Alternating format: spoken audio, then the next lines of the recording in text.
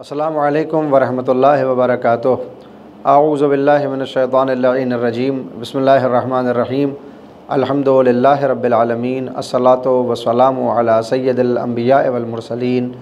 व अला अहलि बैतिहित तय्यबीन अत्ताहिरीन व लानतुल्लाहि अला अअदाइहिम अजमईन। अम्मा बअदु फ़क़द क़ालल्लाहु सुब्हानहु तबारक व तआला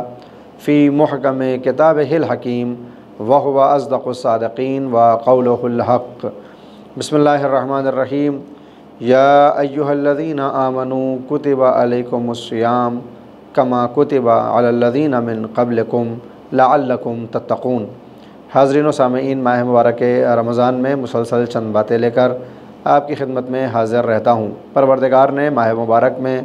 रोज़ों को मोमिनों के ऊपर फ़र्ज़ किया है, उसी तरह से जैसे पहले वाली उम्मतों के ऊपर फ़र्ज़ किया गया था। और इस रोज़े के ज़रिए परवरदिगार हमें मकाम तक़वा तक लेकर जाना चाहता है कि यही वो तक़वा है कि जिसकी बुनियाद पर परवरदिगार इंसानों को फ़जीलत अता करता है। अल्लाह ने इस दुनिया में तमाम इंसानों को पैदा किया, उनको भी रिज़्क़ देता है जो उसकी इबादत करते हैं और उनको भी अता करता है जो उसकी मुखालिफत करते हैं। परवरदिगार इस कायनात में अपनी रहमत के सदक़े में किसी के साथ कोई भी फ़र्क नहीं करता। वो काफिर को भी देता है और मोमिन को भी, फासिक को भी परवरदिगार की तरफ से नेमतें हासिल हैं और मुत्तकी और परहेज़गार को भी। अगर मामला बस दुनिया तक होता तो फिर ये अल्लाह की अदालत के ख़िलाफ़ था कि परवरदिगार अपने चाहने वाले, अपने मानने वाले और उसके रास्ते में कदम उठाने वाले को भी वही अता करे जो उसकी मुखालफत करने वाले को दे रहा है, तो ये उसकी अदालत के ख़िलाफ़ होता। लिहाजा अल्लाह ने अपनी रहमत के बाज़ रवायतों के मुताबिक 100 हिस्से किए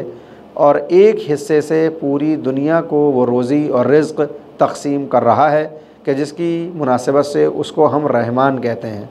और रवायात में आया कि 99 हिस्से उसकी रहमत के महफूज हैं और इसका असर उस रोज़ दिखाई देगा कि जब मैदान महशर में तमाम अफराद को जमा कर दिया जाएगा, जहाँ काफिर भी होंगे, मुनाफिक भी, फासिक भी, मोमिन भी, मुत्तकी भी और परहेज़गार भी। और उस दिन परवरदिगार उन 99 हिस्सों को मोमिनीन के लिए मखसूस कर देगा और तब ये मालूम होगा कि परवरदिगार रहमान के साथ रहीम भी है।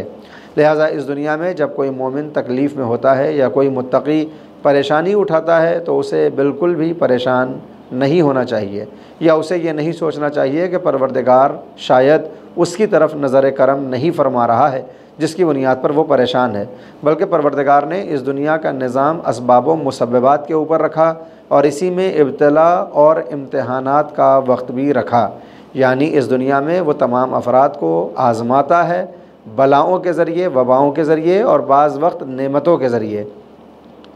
अल्लाह जिस वक्त बलाएँ भेजता है तो फिर ये इम्तिहान लेता है कि इन बलाओं के ऊपर सब्र करते हुए अल्लाह का बंदा कौन है और जज़ा और फ़ज़ा और फ़रियाद और नाला और शेवन करते हुए अल्लाह की बंदगी से दूर कौन हो रहा है। उसी तरह से परवरदिगार बाज़ वक्त नेमतें भी अता करता है और इन नेमतों के ज़रिए वो ये इम्तिहान लेता है कि नेमतों में कुफ़रान नेमत के ज़रिए कौन अज़ाब का मुस्तहक़ करार पा रहा है और कौन इन नेमतों का शुक्रिया अदा करके परवरदिगार से मज़ीद तौफ़ीक़ और मज़ीद रिज़्क़ का तालिब हो रहा है। इस दुनिया के अंदर हमने ये देखा है कि आम तौर पर जो अल्लाह के सबसे ज़्यादा नज़दीक थे उन्होंने दुनिया में सबसे ज़्यादा तकलीफ़ें भी उठाईं और इसके लिए अहले बैत अलैहिस्सलातु वस्सलाम की 250 साला ज़िंदगी हमारे सामने है कि सन 11 हिजरी में पैगम्बर इस्लाम जब इस दुनिया से गए तो 11 हिजरी से लेकर सन 261 हिजरी तक कि जब इमाम असर अज्जलल्लाहु ताला फ़रजहु शरीफ ग़ैबत सुग़रा के पर्दे में गए तो ये 250 बरस वो थे कि जब मासूमीन अलैहिस्सलातु वस्सलाम आवाम के सामने मौजूद थे और अपने आमाल को लोगों के लिए संग मील बना रहे थे और तमाम मोमिनीन के लिए ये अहले बैत और ये अइम्मा नमूने अमल की हैसियत से अपनी ज़िंदगी को गुजारते हैं। इन 250 साल में हमने ये देखा कि अइम्मा मासूमीन ने हर तरह की मुसीबतों को उठाया, हर तरह की परेशानियों को महसूस किया। मसलन मौलाए कायनात की मुसीबत एक तरफ, हज़रत ज़हरा के ऊपर ढाए गए जुल्म दूसरी तरफ, इमाम हसन के जनाजे पर चलते हुए तीर अपनी जगह और इमाम हुसैन के लाशे को पामाल किया जाना अपनी जगह। ये सब वो मुसीबतें थीं जो फिर अइम्मा मासूमीन के बाद शायद किसी के ऊपर दोबारा जारी नहीं की गईं। یعنی یہ اتنے سخت امتحانات تھے کہ جن کو صرف اور صرف معصومین علیہم الصلاۃ والسلام ہی دے سکتے تھے۔ لہٰذا اگر یہ دیکھا جائے کہ اللہ کے نزدیک اہل بیت سے زیادہ کوئی بھی نہیں، تو مصیبت بھی کسی نے ان سے زیادہ نہیں اٹھائی۔ اس لیے اس دنیا میں جب مومن کے اوپر پریشانی آئے یا جب کوئی متقی پریشان ہونے لگے تو وہ رنجیدہ نہ ہو جائے کہ پروردگار کی نظر رحمت اس پر نہیں ہے، بلکہ اس کو اللہ کا شکر ادا کرنا چاہیے کہ اس نے اس بندے کا انتخاب کیا۔ حالانکہ ہماری یہ دعا ہر وقت ہوتی ہے اور ہونا چاہیے کہ معبود ہم سے کوئی ایسا امتحان نہ لے اور ہمارے اوپر کوئی ایسی بلا اور وبا نہ آئے جو ہمیں ہمارے ایمان سے دور کر دے، بلکہ دعا یہ ہو کہ پروردگار اگر یہ امتحانات تیری طرف سے ہیں تو اتنی ثابت قدمی دے دے کہ ہم تیرے راستے سے ہٹنے نہ پائیں۔ لہٰذا ماہ مبارک رمضان میں بھوکا رہنا، پیاسا رہنا، مصیبتوں کو اٹھانا، یعنی وہ مصیبتیں جو عام طور پر ہم مصیبت سمجھتے ہیں کہ رات کے کسی گوشے میں جاگنا، رات بھر عبادت کرنا، دن میں دھوپ میں سختی میں کام کرتے وقت اللہ کے لیے بھوکے اور پیاسے رہنا، ممکن ہے کوئی انسان اس کو مصیبت سمجھے، مگر یہ وہی مصیبت ہے جو پروردگار نے اپنے خاص بندوں کے لیے طے کی ہے، اور اسی کے ذریعے پروردگار اپنے بندوں کو مقام تقویٰ تک لے کر جاتا ہے۔ لہٰذا ماہ مبارک رمضان میں پروردگار جہاں ایک طرف امتحانات لیتا ہے، وہیں دوسری طرف اپنے رحمت کے بہت سے دروازوں کو کھول دیتا ہے، اور ہم یہ جانتے ہیں کہ جس وقت روزہ دار افطار کے لیے اپنے کھانے کو سجا کر بیٹھتا ہے اور اس کی زبان پر جاری ہوتا ہے اللہم لکا سمتو، تو یہ وہی وقت ہے کہ جب آواز آتی ہے تو مانگو، پروردگار سے مانگو، کہ اس وقت دعاؤں کی قبولیت کا وقت ہے۔ روایات میں آیا کہ ہر افطار کے وقت پروردگار کی رحمت اتنے جوش میں آ جاتی ہے کہ روزانہ اللہ موقع افطار پر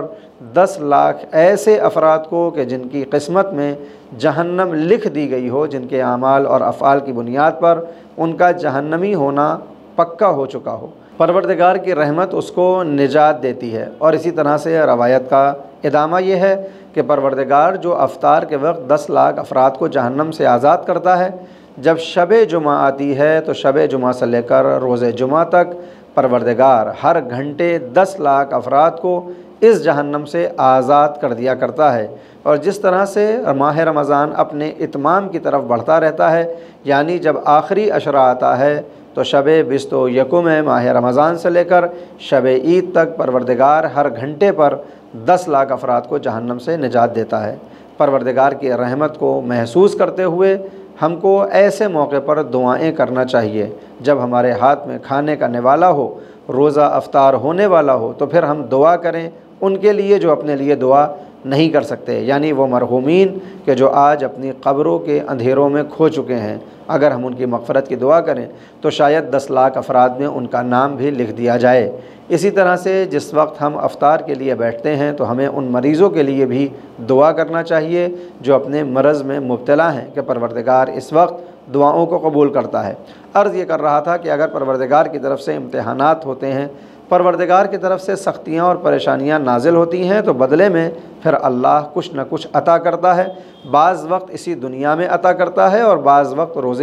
قیامت عطا کرنے والا ہے، کیونکہ روایات میں وارد ہوا کہ جب کوئی مومن پروردگار سے کچھ طلب کرتا ہے تو اس کی بس 3 صورتیں ہوتی ہیں کہ ادھر، اور یہ ہماری عام طور پر شکایت بھی ہوتی ہے بعض وقت کہ اتنے برس سے ہم دعا کرتے چلے آ رہے ہیں مگر پروردگار ہماری دعاؤں کو قبول نہیں کر رہا۔ معصومین نے فرمایا کہ جب ہم پروردگار سے دعا کرتے ہیں تو اللہ کے جواب دینے کے 3 طریقے ہیں، اور اللہ 3 ذریعے سے جواب دیتا ہے۔ پہلا جواب یہ ہوتا ہے کہ بندہ خدا نے دعا کی، مومن نے دعا کی، تو پروردگار اسی موقع پر اس دعا کو قبول کرتے ہوئے اس کی حاجت کو برطرف کر دیتا ہے، یعنی وہ دعا فوراً قبول ہو جاتی ہے اور ایک ہی 2 روز میں ہمیں اس کا نتیجہ دیکھنے کو ملتا ہے کہ جو دعا کی تھی پروردگار نے وہ سن لی ہے۔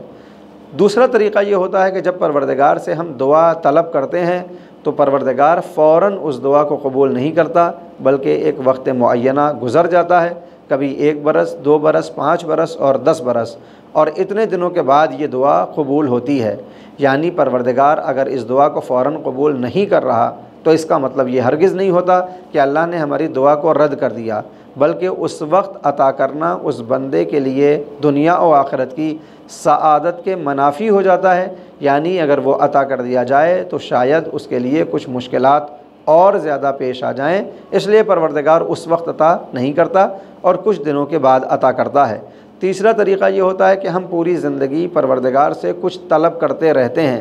مگر وہ اس دنیا میں ہم کو نہیں ملتا، اور ایسے موقع پر بندہ مایوس ہو کر کہتا ہے کہ اتنے زمانے سے پروردگار سے دعا کر رہا ہوں مگر پروردگار نہیں سن رہا۔ معصوم فرماتے ہیں کہ جو دعائیں دنیا میں قبول نہیں ہوتیں، پروردگار ایسا نہیں ہے کہ تمہاری بات نہیں سنتا، بلکہ اس کے بدلے میں تمہارے لیے اس سے کئی گنا زیادہ بہتر چیزوں کو آمادہ کر دیتا ہے، اور روز قیامت ان دعاؤں کے بدلے میں پروردگار اتنا عطا کر دے گا، اتنا عطا کرے گا کہ بندہ مومن کہے گا اے میرے اللہ، کاش تو نے میری کسی دعا کو بھی قبول نہ کیا ہوتا کہ ہر دعا کے بدلے مجھے آج روز محشر اتنا سب کچھ عطا کر رہا ہے۔ لہٰذا اس روزے کی حالت میں ہمیں دعائیں کرتے رہنا چاہیے، اپنے لیے، اپنے اعزاء اور اقارب کے لیے، چونکہ معصومین نے فرمایا جب کسی نے یہ سوال کیا کہ مولا آخر میری دعا قبول کیوں نہیں ہو رہی، تو آپ نے جواب دیا کہ اس زبان سے دعا کرو کہ جس زبان سے تم نے گناہ نہ کیا ہو۔ اور پھر کہنے والے نے کہا کہ مولا بھلا یہ کیسے ممکن ہے؟ اس لیے کہ ہم سب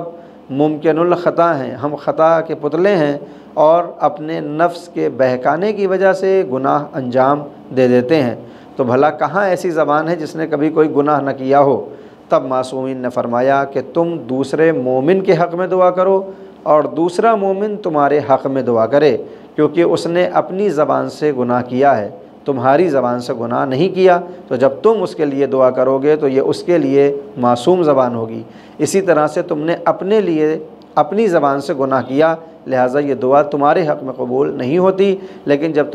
دوسرا تمہارے لیے دعا کرے گا تو اس کی زبان سے تم نے گناہ نہیں کیا، پروردگار اس دعا کو بھی قبول کرے گا۔ ماہ مبارک رمضان میں جہاں ایک طرف ہم روزے جیسی عبادت کو انجام دے رہے ہیں، وہیں دوسری طرف ہم قرآن کریم کی تلاوت کو بھی انجام دیتے ہیں، اور ہمیں ان دونوں کے درمیان میں مسلسل کہہ رہا ہوں کہ ان دعاؤں کی طرف بھی توجہ کرنی چاہیے جو دعا اہل بیت علیہ الصلوۃ والسلام کی طرف سے وارد ہوئی۔ مثال کے طور پر سحر کے وقت دعائے ابو حمزہ شمالی کو پڑھنے کا اپنا ایک مقام ہے کہ یہ دعا یقیناً طویل ہے، ممکن ہے کہ ایک وقت میں پوری دعا نہ ہو سکے تو اس کے حصے بنا لیے جائیں اور پورے ماہ مبارک رمضان میں چند مرتبہ اس دعا کو پڑھا جائے۔ اسی طرح سے دعائے جوشن کبیر ہے کہ جو دعا ہے معصومین نے ہم کو بتایا کہ جب پروردگار سے کچھ طلب کرنا ہو تو تمہاری طلب کا انداز کیا ہونا چاہیے۔ ان 100 دعاؤں میں ہر مدعا کے لیے معصومین علیہ الصلوۃ والسلام کی طرف سے الفاظ وارد ہوئے ہیں۔